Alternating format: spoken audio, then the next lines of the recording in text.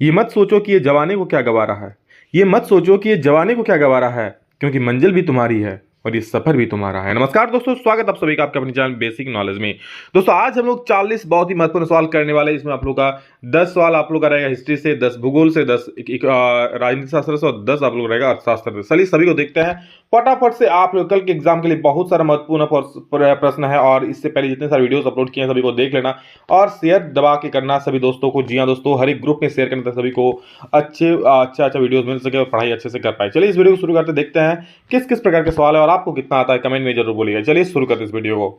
दोस्तों हमारा पहला सवाल है कि राष्ट्रवाद की अवधारणा का जन्म किस घटना से माना जाता है, यानी राष्ट्रवाद की जो उत्पत्ति हुई कहां से हुई, लोगों में राष्ट्रवाद की भावना कहां से जगी। तो दोस्तों ये हुई थी फ्रांस की क्रांति से। यानी दोस्तों जब फ्रांस की क्रांति हुई ना, तो यूरोप में जितने सारे अलग अलग देश थे सभी में क्रांति की भावना जग गई। जो भी गुलाम थे किसी का, बोला अब तो हम आजाद करके होके ही रहेंगे। फ्रांस में क्रांति हो गया, फ्रांस आजाद हो गया तो हम भी होके रहेंगे। ठीक है, मतलब फ्रांस उस वक्त दोस्तों जो बुर्बो वंश का शासन था, फ्रांस की क्रांति के द्वारा उसको गद्दे से उतार कर फेंक दिया गया था और नेपोलियन ने अपना आधिपत्य जमाया था। फ्रांस की क्रांति के समय फ्रांस में किसका शासन था, तो दोस्तों वहां पर कैसा शासन था, किस प्रकार का, तो राजतंत्र और निरंकुश। राज्य में कौन सा वंश का, तो बुर्बो वंश का। याद रखिएगा, निरंकुश शासन बिल्कुल मतलब कोई अंकुश ही नहीं था उस पर। उसका जो मन चाहेगा वो करेगा, जनता चाहे जिए मरे भाड़ में जाए कोई फर्क नहीं होने पड़ता था। ठीक है, कौन, बुर्बो। बुर्बो मतलब बिल्कुल बर्बरता पूर्वक उसका शासन था, जनता से कोई फर्क ही नहीं पड़ता था भाई उसको। अगला सवाल है 1789 में फ्रांस की क्रांति समय किनका शासन था। 1789 जब दोस्तों फ्रांस की क्रांति हुई, ठीक है, तो किनका शासन था उस वक्त, तो ये हुआ था लुई 16 का शासन था। ठीक है, फ्रांस की क्रांति में किसका शासन था, लुई 16। मतलब बुर्बो वंश राजवंश के थे और कौन थे, लुई 16 थे। ओके, बुर्बो राजवंश का शासन किस देश में था, तभी बोला मैंने फ्रांस में। बस्तिल किले का पतन कब हुआ मेरे भाई, तो 1789 में। याद रखना, बस्तिल किले का पतन हुआ था 1789 में। किसी राष्ट्र की सामूहिक पहचान को क्या कहते हैं, सामूहिक पहचान। जितने सारे लोग हैं सभी का एक पहचान। क्या रूढ़िवाद, बिल्कुल भी नहीं। राष्ट्रवाद, जी हाँ दोस्तों, राष्ट्रवाद ही तो कहते हैं। राष्ट्रवाद यानी सब सारे देश के जितने सारे लोग हैं जो देश के प्रति प्रेम है वही तो राष्ट्रवाद कहलाता है।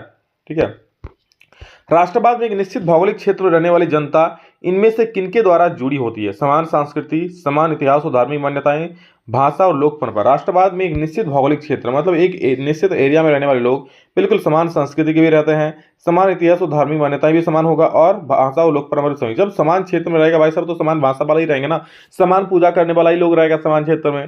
तो दोस्तों इनमें से सभी इसका ऑप्शन 4 बिल्कुल सही जवाब हो जाएगा।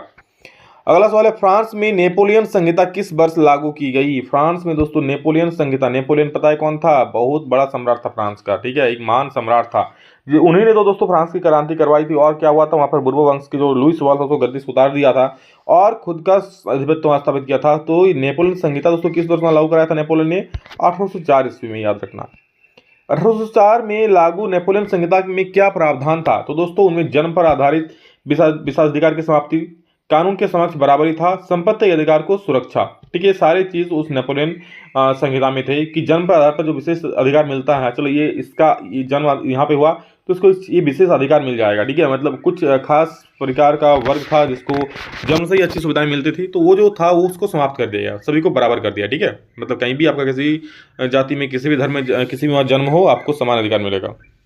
तो इन्हें सारा चीज उसमें से हो जाएगा। नेपोलियन संहिता में सारा चीज था। वह विचारधारा जो स्त्री पुरुष की सामाजिक, आर्थिक एवं राजनीतिक समानता पर आधारित हो उसे कहते हैं।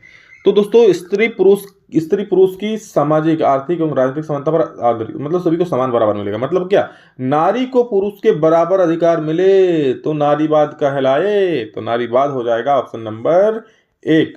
आगे बढ़ेंगे दोस्तों, 11 नंबर सवाल क्या बोल रहा है, सरकार द्वारा गठन की गई राष्ट्रीय खाद्य सुरक्षा प्रणाली का मुख्य आधार क्या है दोस्तों।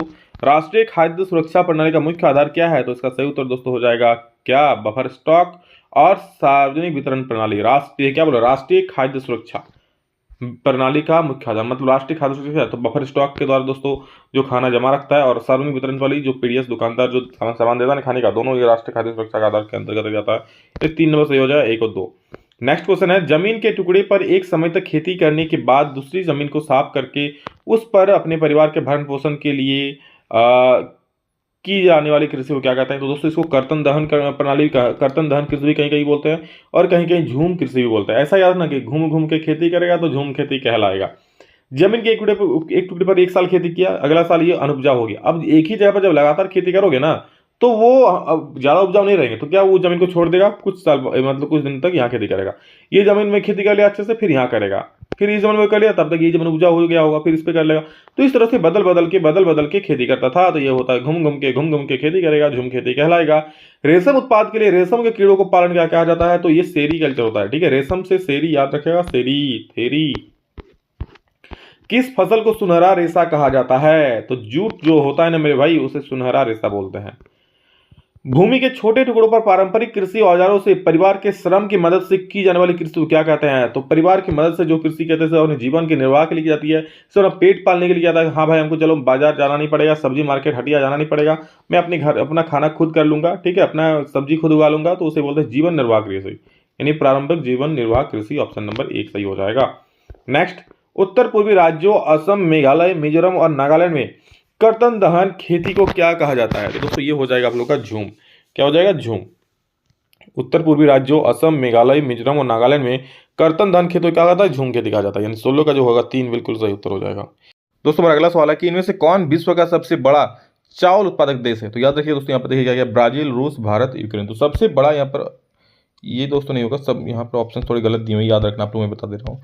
तो सबसे बड़ा चावल उत्पादक देश है ना दोस्तों, चीन है। ठीक है, और चीन के बाद दोस्तों भारत का नंबर दूसरे नंबर पे है। ठीक है, भारत दूसरा नंबर पे है, लेकिन सबसे पहले नंबर बात करें तो चीन सबसे पहले होगा, याद रखना। ठीक है, चीन सबसे पहले नंबर पे, भारत उसके बाद दूसरे नंबर पे है। भारत में किस राज्य में सबसे अधिक गन्ने का उत्पादन होता है, दोस्तों सबसे अधिक गन्ने का उत्पादन होता है उत्तर प्रदेश में। ठीक है, आपको मैं बोल रहा हूँ भारत के कौन सा जगह पर, ठीक है, जब मैं राज्य नहीं बोल रहा हूँ, कौन सा जगह पर सबसे अधिक वर्षा होती है, कमेंट करके लिखना आप लोग। भारत में कौन सा जगह पर सबसे अधिक वर्षा होती है, इंपॉर्टेंट क्वेश्चन है, कमेंट में लिखना सभी लोग। किसानों से न्यूनतम समर्थन मूल्य पर खाद्यान्न की प्राप्ति और भंडारण कौन करता है, किसानों से न्यूनतम समर्थन मूल्य पर खाद्यान्न की प्राप्ति और भंडारण कौन करता है, तो फूड कॉर्पोरेशन ऑफ इंडिया करता है। एफसीआई यानी कि फूड कॉर्पोरेशन ऑफ इंडिया क्या करता है, किसानों से सामान खरीदता है और उसका भंडारण करता है। तो ये कौन करता है, food corporation of India, FCI. अगला सवाल है दोस्तों कि इनमें से कौन विश्व में सबसे बड़ा चाय उत्पादक देश है, चाय उत्पादक दोस्त है क्या है दोस्तों, ये भी सेम हो जाएगा। और यहाँ भी दोस्तों थोड़ा सा गलत कर दिया गया है, ये आप लोग का यहाँ पर भारत यहाँ भी नहीं होगा दोस्तों, यहाँ पर चीन सबसे पहले है चाय उत्पादक में भी। ठीक है, आप लोग एनसीईआरटी में भी दिया हुआ है। और भारत उसके बाद दूसरे नंबर पर है, चाय उत्पादक देश में, चावल और चाय दोनों उत्पादक में भारत दूसरे नंबर पर है, चीन पहले नंबर पर है। ठीक है, समझ गए। अगला सवाल देखेंगे दोस्तों क्या हम लोग का, अगला सवाल है नियंत्रण एवं संतुलन की व्यवस्था का संबंध सत्ता की साझेदारी में से किस रूप में, नियंत्रण एवं संतुलन की व्यवस्था का संबंध सत्ता के साझेदारी के निम्न में से किस रूप से है, तो इसका सही उत्तर सत्ता का क्षैतिज वितरण। क्षैतिज वितरण में क्या क्या आता है दोस्तों, क्षैतिज वितरण में क्या क्या आता है आपको पता है, जैसे हो गया आप लोग का कार्यपालिका, न्यायपालिका, ठीक है, विधायिका, ये सारे क्षैतिज वितरण में आता है। तो न्यायपालिका ही नियंत्रण करेगा ना, ये सारा चीज जो कार्यपालिका जो हो गया, ये सब नियंत्रण के अंतर्गत आता है। मतलब ये क्या नियंत्रण करता है, एक तरह से संतुलन, विधि व्यवस्था बनाए रखता है। ठीक है, तो सत्ता के क्षैतिज वितरण इसका सही उत्तर हो जाए। अगला सवाल, बेल्जियम में कौन सी भाषा बोलने वाले सब बहुसंख्यक है, सबसे ज्यादा बेल्जियम में कौन सी भाषा बोली जाती है, डच भाषा दोस्तों वहां पर ज्यादा बोली जाती थी बेल्जियम में। ठीक है, नेक्स्ट, बेल्जियम में कौन सी दो प्रमुख भाषाएं बोली, तो फ्रेंच और डच वहां की दो प्रमुख भाषाएं थी, फ्रेंच और डच। दोस्तों श्रीलंका जैसा, श्रीलंका तमिल और सिंगली में फूट नहीं था, वहां सब आपस में मिलजुल कर रहते थे, सभी को बराबर का अधिकार प्राप्त था बेल्जियम में। ठीक है, तो यही सत्ता के क्षेत्र में दो देशों का उदाहरण लिया गया है, एक आप लोग का मतलब 4 देशों का, एक बेल्जियम और फ्रांस का उदाहरण लिया गया था, और मतलब फ्रेंच और डच का उदाहरण लिया गया था, और सिंगली और तमिल का उदाहरण लिया गया था। ठीक है, ब्रुसेल्स किस देश की राजधानी है, तो दोस्तों ब्रुसेल्स बेल्जियम की राजधानी है। श्रीलंका स्वतंत्र राष्ट्र कब बना, तो दोस्तों श्रीलंका स्वतंत्र कब बना था, 1948 में। ठीक है, 1948 में स्वतंत्र राष्ट्र बना था, और 1956 में दोस्तों, ठीक है, उन लोग 1956 में सिंगली को वहां का राष्ट्रभाषा घोषित किया गया था, याद रखना, ये भी इंपॉर्टेंट है। श्रीलंका में आबादी का सबसे बड़ा हिस्सा किस प्रमुख सामाजिक समूह का, श्रीलंका आबादी का सबसे बड़ा समूह तमिल का है, यानी सॉरी तमिल का बोल रहे सिंगली का है। कितना परसेंट सिंगली रहते हैं वहां पर सिंगली भाषा, तो 74%, याद रखना। ठीक है, अगला सवाल है, बेल्जियम में 1950 और 1960 के दशक में किन भाषा के बोलने वाले समूह के बीच तनाव बढ़ने लगा, बेल्जियम 1950 और 60 के दशक में किन भाषा बोलने वाले समूह के तनाव बढ़ने लगा, तो फ्रेंच और डच भाषा के बीच जब तनाव बढ़ने लगा तो वहां पर फिर सभी को बराबर का अधिकार दे दिया गया, फिर वो तनाव खत्म हो चुका था। बड़ा ही सुंदर से अस्तित्व वहां निभाया था, मतलब दोनों बड़ा ही अच्छा संतुलन कराया था बेल्जियम और यहाँ बेल्जियम में। ठीक है, स्वतंत्र राष्ट्र बनने के बाद श्रीलंका में किसे राजभाषा घोषित किया गया, तो सिंगली को वहां राजभाषा घोषित कर दिया गया। श्रीलंका में तमिलों की आबादी, कुल आबादी कितना परसेंट है, तो वो मात्र दोस्तों 18% है, समझ रहे हो, 18% है। इसके सामने कुछ भी नहीं है सिंगली के सामने। 1956 ईस्वी में श्रीलंका में किस भाषा को एकमात्र राजभाषा घोषित कर दिया गया? अभी बताया मैंने, सिंगली को। श्रीलंका का राजकीय धर्म क्या है? याद रखना, बौद्ध धर्म दोस्तों श्रीलंका का राजकीय धर्म है। ठीक है, कौन सा धर्म? बौद्ध धर्म श्रीलंका का राजकीय धर्म है। अगला सवाल चलिए देखते हैं क्या है हम लोग का। भारत में विदेशी व्यापार और निवेश पर बाधाओं को हटाने के लिए सरकार ने किस वर्ष निर्णय लिया या नई आर्थिक नीति बनी? तो ये हुआ 1991 में। ठीक है, 1991 में नई आर्थिक नीति बनी और जो भी बाधाएं थी वो समाप्त कर दिया गया। वैश्वीकरण अब तक किस प्रकार के देशों के पक्ष में अधिक रहा है? वैश्वीकरण दोस्तों अभी तक जो रहा है वो विकसित देशों के पक्ष में अधिक रहा है। ठीक है, मतलब विकसित देशों को वैश्वीकरण से अधिक लाभ हुआ, याद रखना। विकसशील देश से भारत को उससे अधिक उतना लाभ नहीं हुआ। सूचना का अधिकार किस प्रकार का अधिकार है? सूचना का अधिकार दोस्तों एक वैधानिक अधिकार है, ना ऐच्छिक है, ना धार्मिक है, ना परंपरागत। ये एक आप लोगों का पूर्ण रूप से वैधानिक अधिकार है। कौन? सूचना का अधिकार। चलिए अगला सवाल देखते हैं। उपभोक्ता संरक्षण अधिनियम कोपरा भारत सरकार द्वारा अधिनियमित किया गया था। कब किया गया दोस्तों? तो ये बहुत ही इंपॉर्टेंट सवाल है। 1986 में किया गया था, याद रखना। उपभोक्ता संरक्षण अधिनियम कब पारित किया था भारत सरकार ने? तो 1986। उपभोक्ता को देखते हुए, उनके हितों को देखते हुए 1986 में उपभोक्ता अधिनियम पारित किया गया। उपभोक्ता अधिनियम मतलब क्या?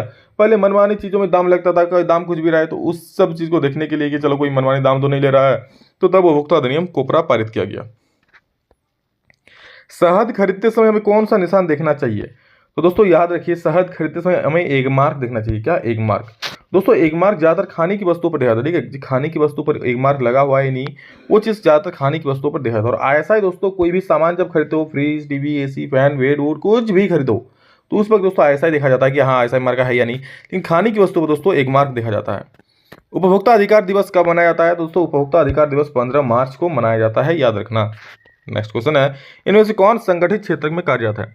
तो आप लोग जानते होंगे पर्यटन निदेशक, धोबी, दर्जी, कुम्हार। तो ये तो सब अपने अपने काम करता है ना। जो पर्यटन निदेशक ये सरकार रखता है तो सरकारी है, तो संगठित हो गया। इनमें से कौन संगठित क्षेत्र में कार्यरत नहीं है? शिक्षक, डॉक्टर, सब्जी विक्रेता की वकील। तो दोस्तों सब्जी विक्रेता जो है ना, ये आप लोग का क्या बोल रहा है, ये आप लोग का संगठित क्षेत्र में कार्यरत नहीं है। ये तो बस अपना खुद का काम चलाता है। बाकी शिक्षक भी सरकारी होते हैं, डॉक्टर भी सरकारी होते हैं, वकील भी सरकारी होते हैं। बाकी सब्जी विक्रेता का भी सरकारी थोड़े होते हैं। इनमें से कौन निजी क्षेत्र का उदाहरण है? तो दोस्तों निजी क्षेत्र का उदाहरण कौन होता है? रेलवे, डाकघर, रिलायंस इंडस्ट्रीज या इसरो। तो भैया इसका जो आंसर होगा वो मुकेश अंबानी होगा। ठीक है, रिलायंस इंडस्ट्रीज। बाकी ये भी रेलवे सरकारी है, डाकघर सरकारी है, इसरो सरकारी है।